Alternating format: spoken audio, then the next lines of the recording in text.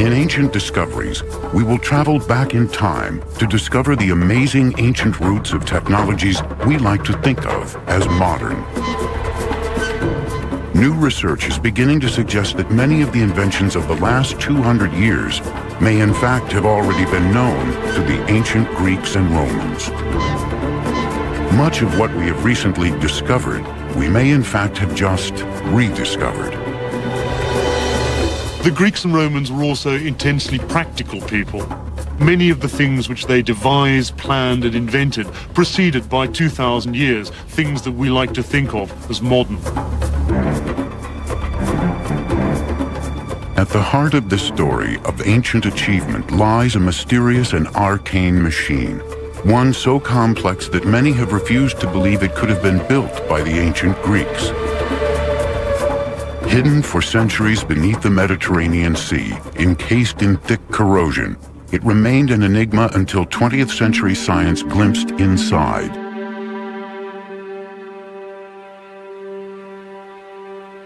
What they saw inside astonished them. A mass of gears and cogs, a machine. But what was it for? And who had created it?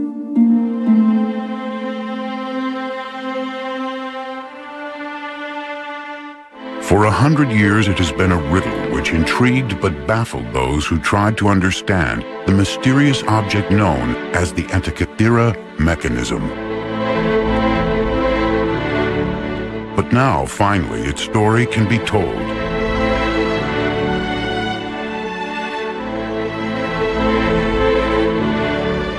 That story began just over 100 years ago, in the year 1900.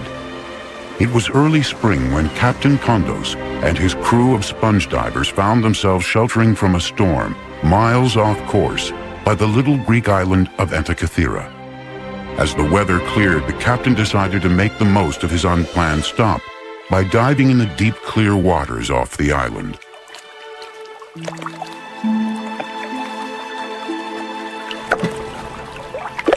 The water was deep, some 200 feet. But then deep water was where the best sponges were found. But so far down, there always is the danger a diver might return to the surface with the notorious bends. Once in the water, the diver started his first descent. But what awaited him on the bottom were not sponges. As he looked around, he saw what appeared to be dead bodies scattered in all directions.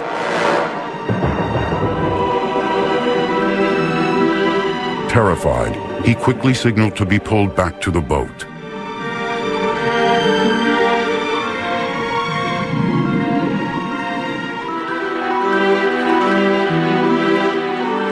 Some thought the diver was mad. Perhaps he had the bends.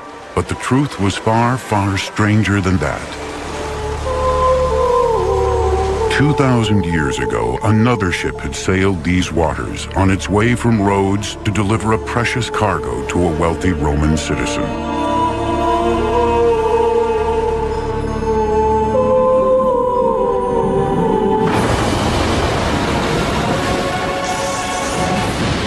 Just like the sponge divers, this ship had also been caught in a storm. She too was driven far off course to the island of Antikythera.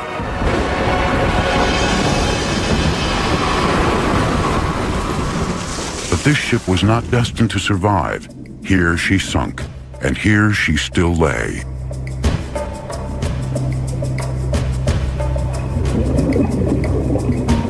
Captain Kondos sent another diver to investigate the wild story of the bodies. What had at first appeared to be dead bodies were in fact the most beautiful marble and bronze statues imaginable, the remnants of that ancient wreck.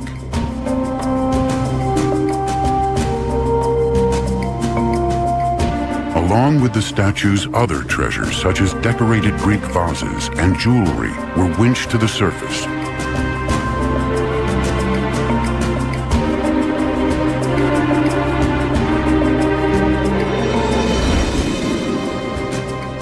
It was the find of the decade, perhaps the century. and the breathtaking statues made front-page news. One of the most perfect bronzes recovered was named the Antikythera Youth. The piece was universally acknowledged as a work of genius.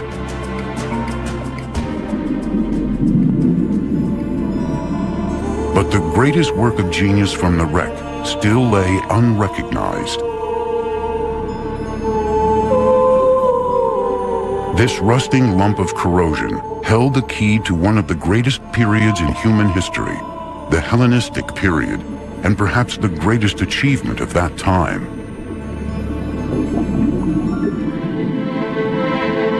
Two and a half thousand years ago, the Mediterranean was a place where science, philosophy, and art flourished. The Greeks, known as Hellenes, were living in what many regard as a golden age. They had invented democracy, opened up the fields of mathematics and science, and introduced the world to philosophy. They were inquisitive and inventive, no different in many ways from us today. In trying to understand their world, they had created this strange machine. All their 21st century descendants had to do was work out what they had created it for. Part of that answer lay far from Antikythera in a London museum display case. 20 years ago, Michael Wright, curator of engineering at the Science Museum in London, came upon another mysterious ancient mechanical device.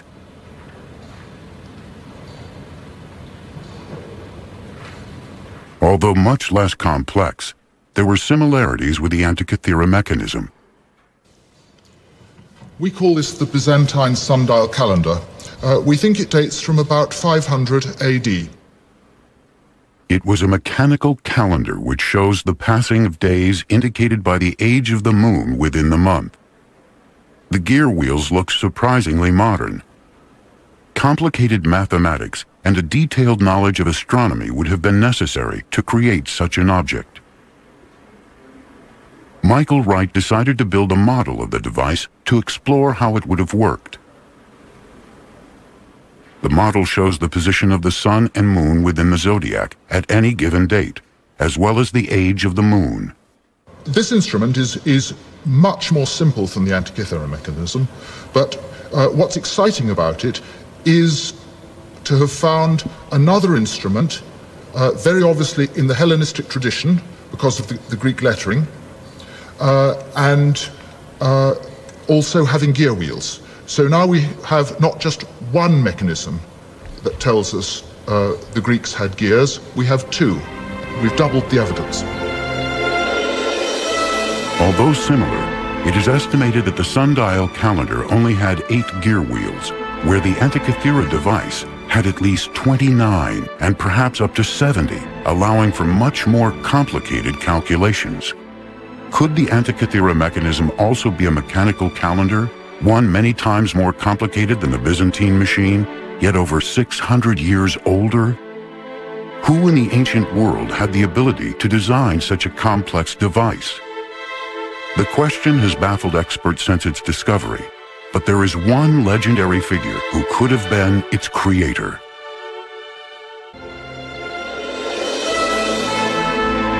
The inventor of the Antikythera mechanism would have to have been an expert in both mathematics and engineering, a genius, centuries, perhaps even millennia ahead of his time.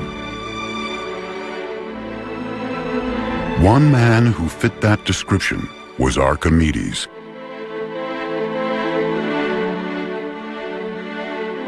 Archimedes lived during the Hellenistic period in the Greek city-state of Syracuse, on what is today Sicily, off the coast of Italy.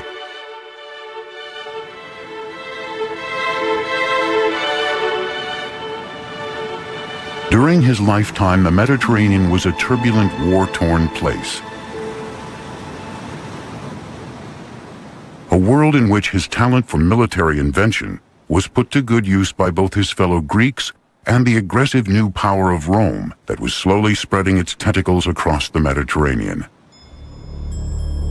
Today, he is perhaps best remembered for the revolutionary invention known as the Archimedean screw, used to move water or seeds uphill.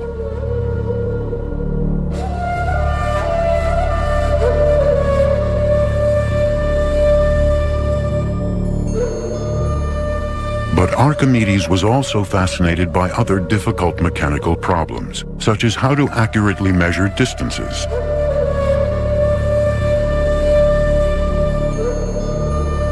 The greatest challenge of all, however, was to solve the puzzle of what caused the rising and setting of the sun, the changing seasons, and the strange movements of the moon and planets. What, in short, were the mechanics of time?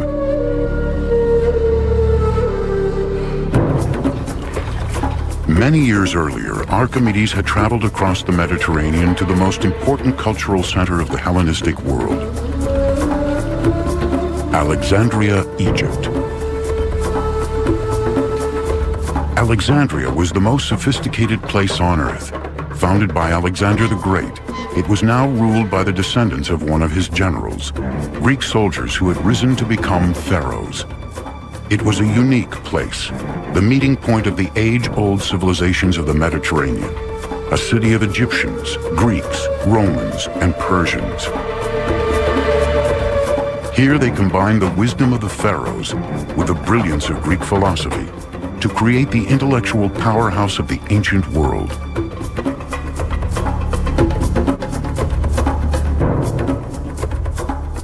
And it was here that the young Archimedes would be inspired by the work of a mechanical genius called Ctesibius. He would have a simple but brilliant idea that would literally change time forever.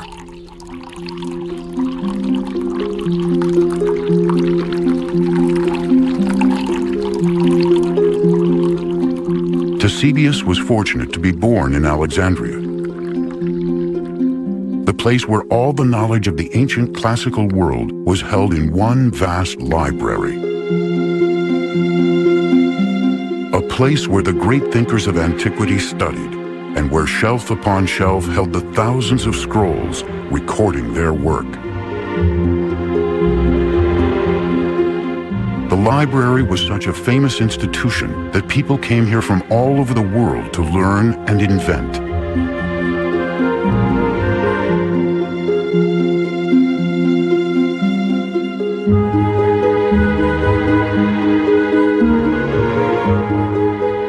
It was here that Ctesibius' revolutionary invention was recorded, and where the young Archimedes may first have read of his work.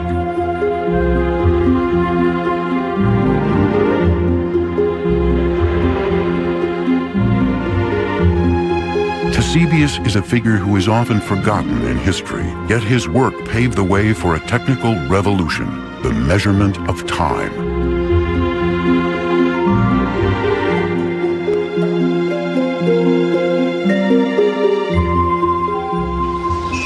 Yet Ctesibius came from humble beginnings. He was the son of a simple barber. As a young man, he had worked in his father's barber shop in Alexandria, inventing simple gadgets such as adjustable mirrors. And here he was surrounded by the constant dripping of water, which would inspire his great invention. Ctesibius knew that for thousands of years, the Egyptian had used ordinary water timers to mark the hours of the day. The famous Karnak water clock is one example. It is a vessel which was filled with water, and as it drained out through a spout at the bottom, the time could be read as the level dropped. Markings inside showed the passing hours and allowed the ancient Egyptians to measure the passing of time during the day or night. But this was still only a timer, known in Greek times as a clepsydra, not a constant clock.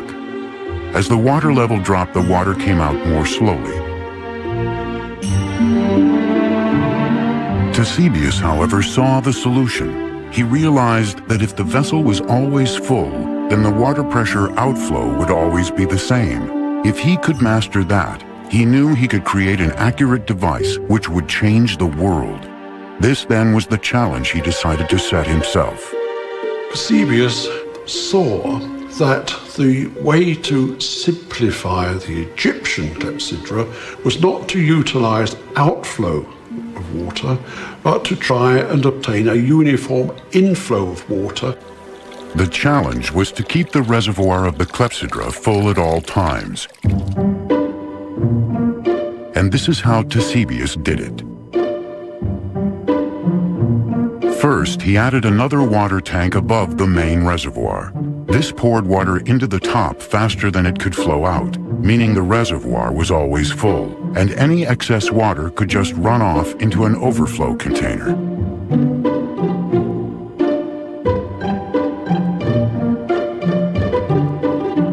The water would always come out of the reservoir at the same speed.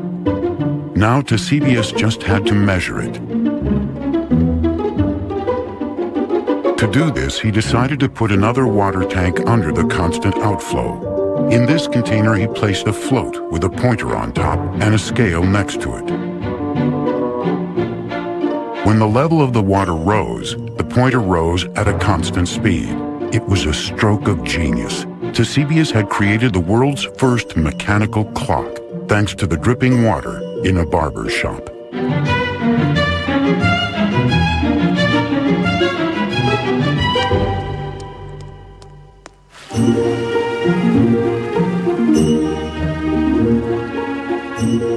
He had harnessed the power of water, and in the process, he had become the master of time.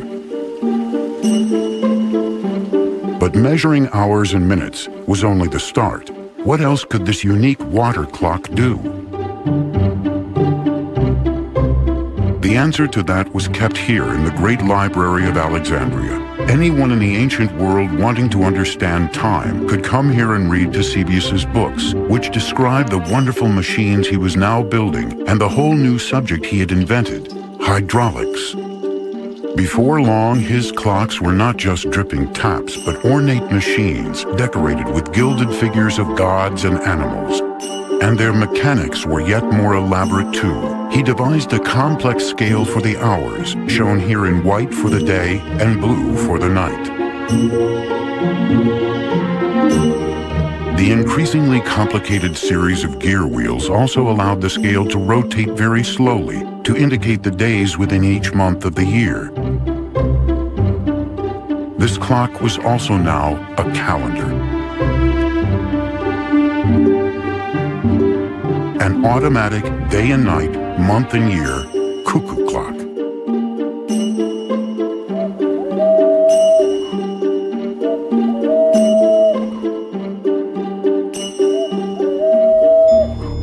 Archimedes was clearly fascinated by Eusebius's creations. He studied his clocks and used his own genius for invention to continue the work.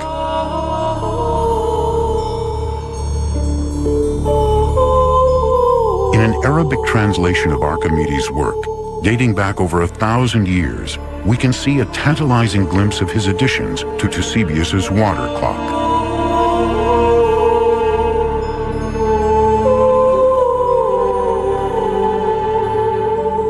This modern reconstruction shows Archimedes' elaborations to the Eusebius clock.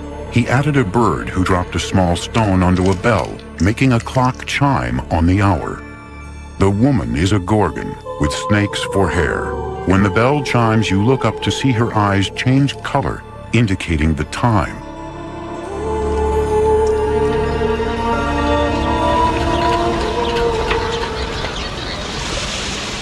Alexandria today is a busy modern port. A new building now stands in place of the famous library. Tragically, the original library was burned to the ground, and with it was lost nearly all the knowledge of the ancient world. Only a very few ancient texts remain which mention Eusebius's work. We may never know what else he invented, as not one single page of his own work survives.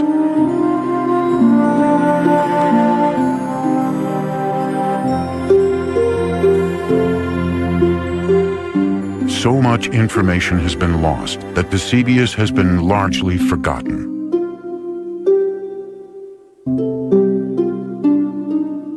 However, there is one legacy of his work, one clue which is still standing.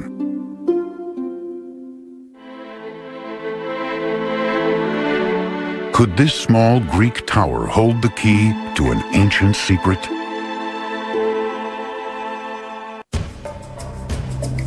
This unassuming tower, tucked away in a corner of Athens, is one of the best preserved buildings from antiquity. Its survival, almost untouched, is a miracle, and one due to the fact that for centuries it was believed to be the tomb of the philosophers Socrates and Plato. But this isn't a tomb. Carved on its 8 faces are a clue to its real use. On each side, a worn sculpture of each of the 8 winds can still be seen, along with a sundial.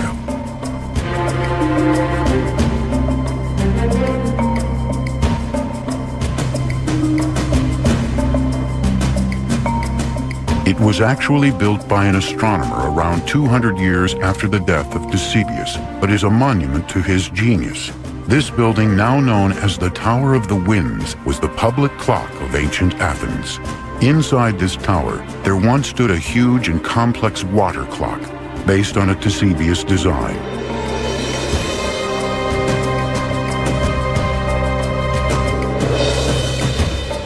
This clock was fed by a constant stream of water which ran from a spring on the Acropolis, from which the whole population of Athens could tell the time.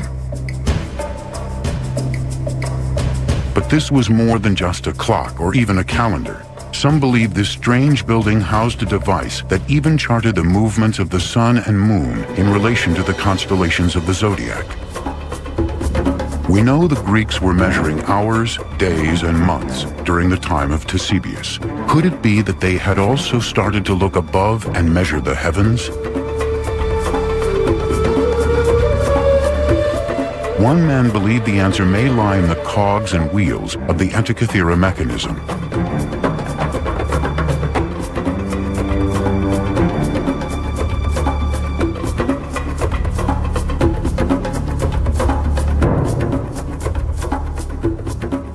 In 1951, an English physicist, Derek de Sola Price, decided to find out for himself and examine the mechanism in detail for the first time. De Sola Price traveled to Athens to look at the mechanism. The pieces had lain largely untouched since its discovery 50 years earlier.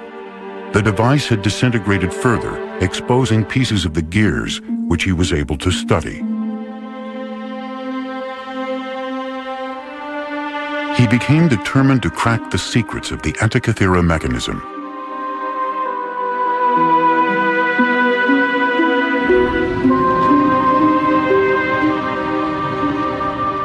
De Sola Price spent much of his time at the National Museum of Greece in Athens, probing the secrets of this ancient enigma.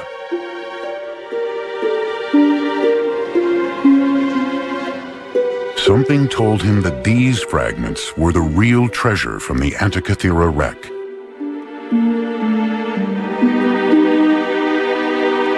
Using new developments in X-ray technology, he could now see what its discoverers 50 years before could not. Looking through the corrosion, he was amazed. A machine so complex, it could almost be modern. He had to know what it was for. His meticulous studies of the cogs, gear ratios, and inscriptions gave him clues to the possible purpose of the mechanism.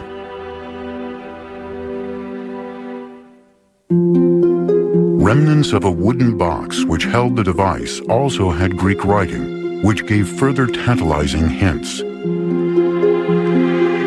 Using this information, de Sola Price developed a theory and put together a model of how he believed the Antikythera mechanism could have worked. He realized the mechanism was an extremely sophisticated device for calculating the relative movements of the sun and moon. It also seemed to show the days of the month as lunar phases.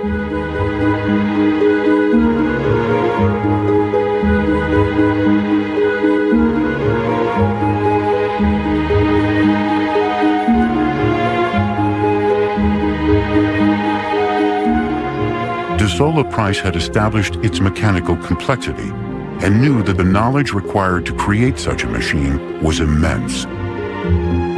He believed that at the front of the mechanism, a bronze dial showed the date and positions of the sun and moon.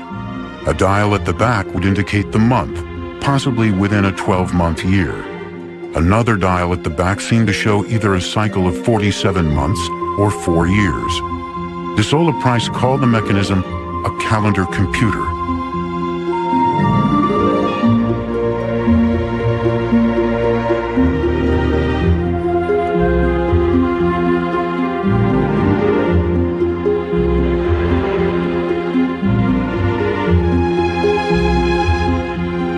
For anyone in the ancient world, such a device would have been invaluable.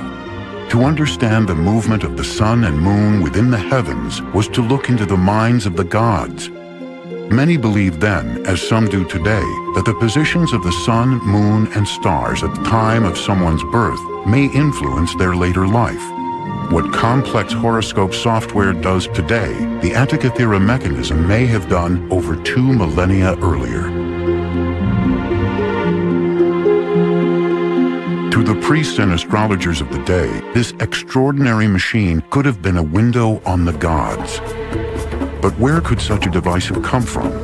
De Sola Price had an extraordinary theory. What if machines like the Antikythera mechanism were part of municipal clocks, powered by the very water clocks that Eusebius had invented? What if they were commonplace in the Hellenistic world?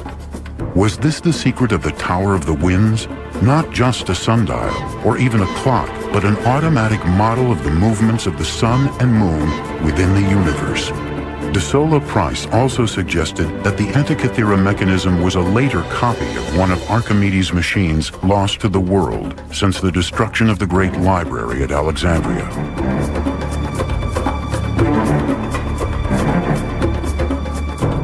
This was an intriguing theory, which could lead others to try to reveal the truth about the Antikythera mechanism.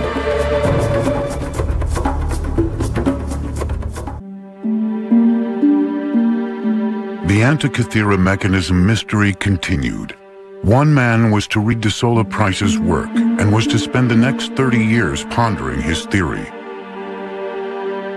When Michael Wright from the Science Museum first read the paper, he was immediately fascinated by the notion that the ancient Greeks had complex engineering. Wright decided to go to Athens himself to examine and re-X-ray the mechanism. We've got this view with several of the pieces put together, and it helps me to build up a more complete picture of just how the gear wheels were arranged inside the box before it all fell apart.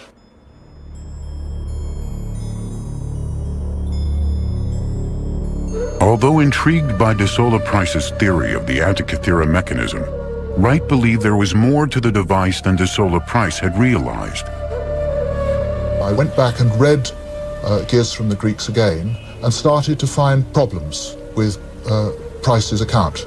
That's when I resolved I really had to look at the thing for myself. But for Michael Wright to understand this strange device, he knew he needed to do more than just look at it. He needed to try to build one for himself. After de Sola Price's publication, many academics simply refused to admit that the mechanism could be so old. The complex gearing seemed too modern. How could ancient peoples have calculated and precisely cut the fine teeth on each wheel, they asked. Surely this was either a fake or a later machine that just happened to be lost on the site of the ancient wreck. So Wright set to work, determined to prove them wrong.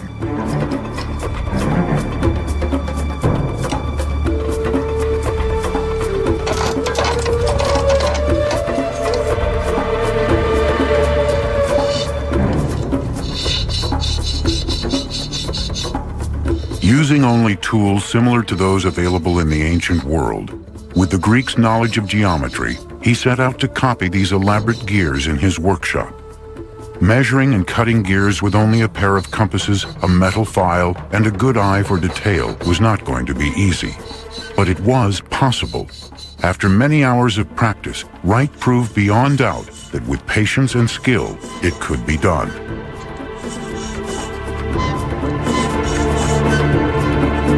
You can't deny the evidence that the Antikythera mechanism exists.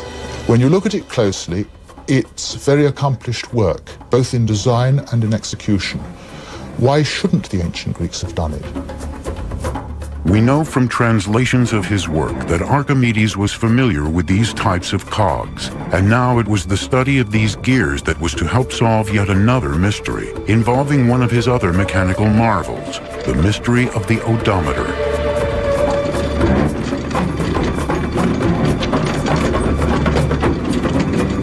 We all use odometers every time we get in a car. It's the device which measures the distance we've traveled. But remarkably, this device was in use long before cars and was crucial to the development of the Roman Empire.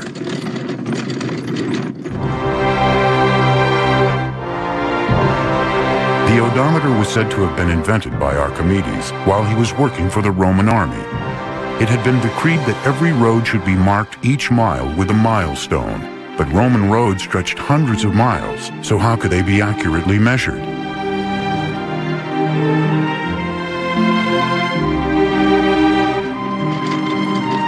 By creating a cart that would accurately calculate distance, Archimedes solved the problem and the milestones could be laid out.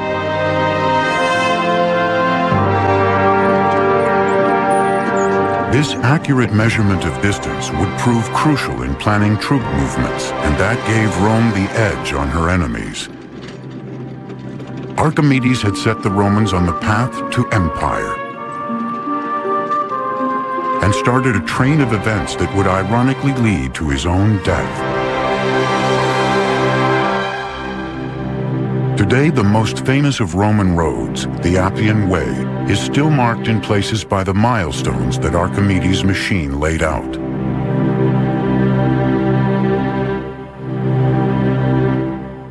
But there is a problem with this apparently simple story, one that Professor André Sleeswyck from Groningen in Holland would eventually solve with the aid of the ghostly X-ray images of the Antikythera mechanism.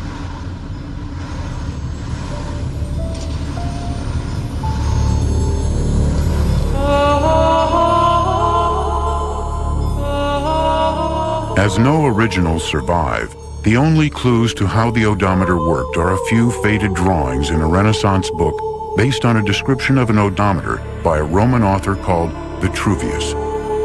The drawings look fine on paper. The problem is when you try to build them, they don't work.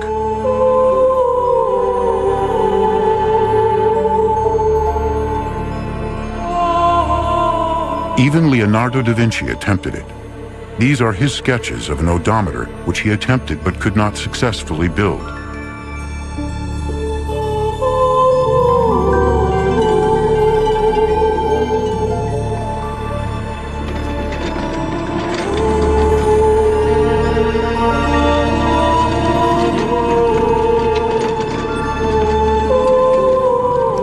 Professor Sleeswyck started to make simple models to see if he could crack the odometer puzzle.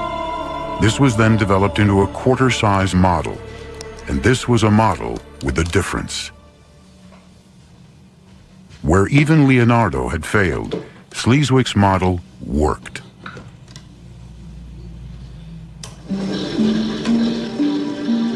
The mechanics are simple.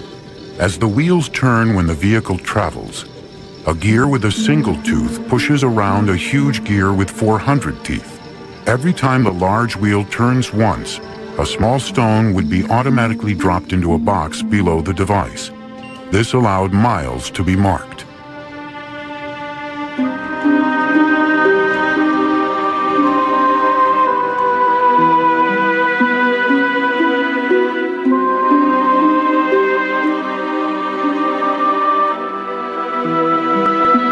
After the First Punic War, by decision of the Senate of Rome, milestones had to be placed on all major roads. And that also gives us an idea who the inventor might have been, and in this case, Archimedes. So what was Sleeswyck's secret? The answer was in the shape of the teeth on the gears. While Da Vinci and others had assumed they were square, Sleeswyk had actually seen the pointed teeth on X-rays of the Antikythera mechanism. Changing the shape of those teeth made all the difference. Archimedes' odometer, for so long thought of as just an impossible dream, was back and working just as the great man had intended.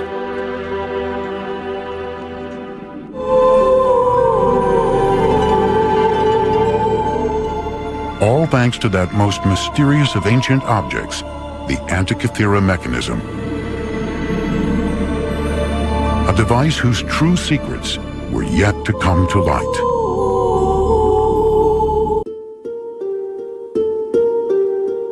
Back in London, Michael Wright was building his working Antikythera mechanism model using ancient techniques.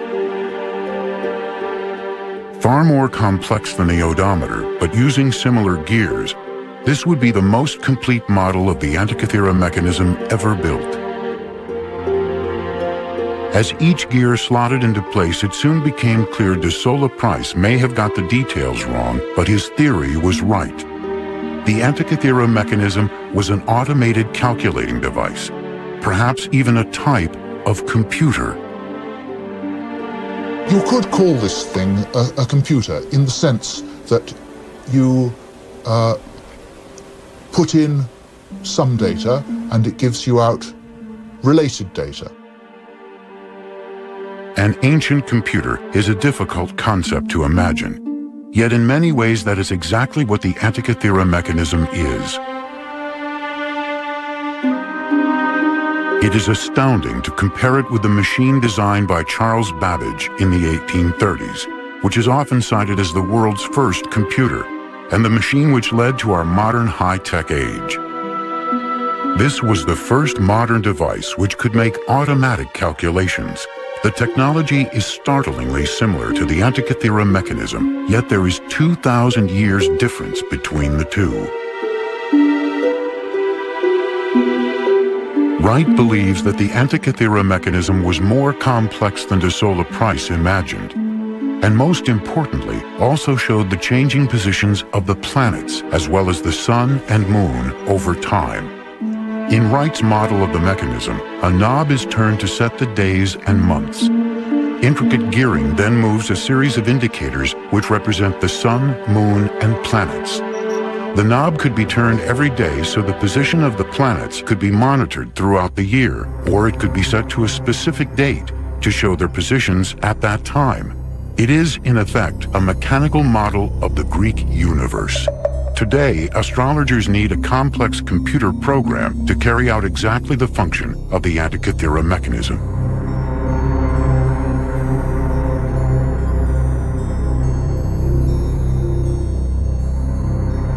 So could this machine have been created by Archimedes himself? We know from ancient texts that he built planetaria, but could he have designed this one? It's difficult to make a direct connection between the Antikythera mechanism and Archimedes. What we can say with certainty was the revolution that Archimedes pioneered in mathematics and geometry was necessary for those who then invented the Antikythera mechanism. Without Archimedes and his advances, it's difficult to think that the Antikythera mechanism could have been invented at all.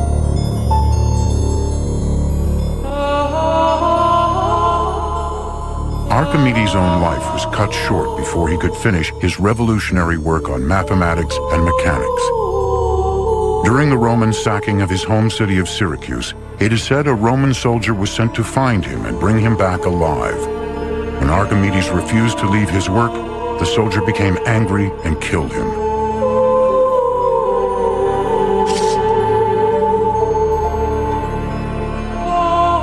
It was an ironic end for a man who had done so much to make Rome such a formidable fighting force.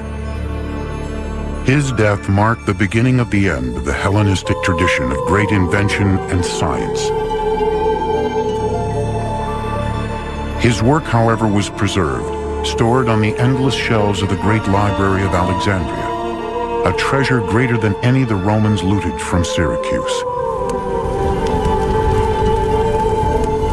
But even that legacy was not to last. The library itself fell victim to war and destruction, being burned to the ground several times over the following 800 years. Eventually, most of the collection, including much of Archimedes' work, was lost or destroyed in the fires. If only the library had survived, we may have inherited the insights of such great thinkers. Without them, we have been forced to reinvent much that we are only now realizing was already known over 2,000 years ago.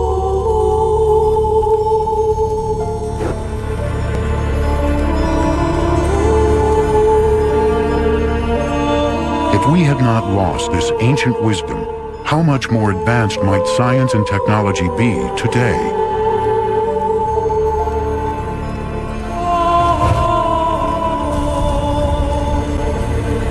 And what else may still lie hidden or lost from that time?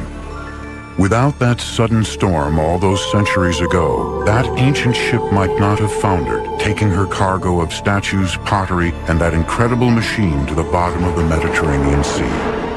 If a group of sponge divers had not stumbled upon the wreck 2,000 years later, the Antiquity mechanism might be lying there today, slowly corroding. And what other technological marvels from that time might still be awaiting discovery?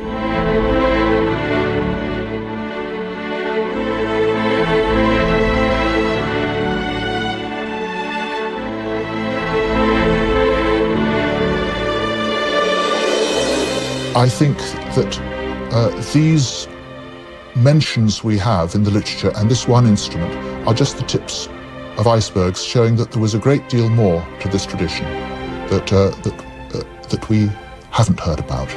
2,000 years ago, there was a world more advanced than we had dared to believe, and more secrets from that time may still lie waiting to be discovered. Ancient discoveries we are only just beginning to understand.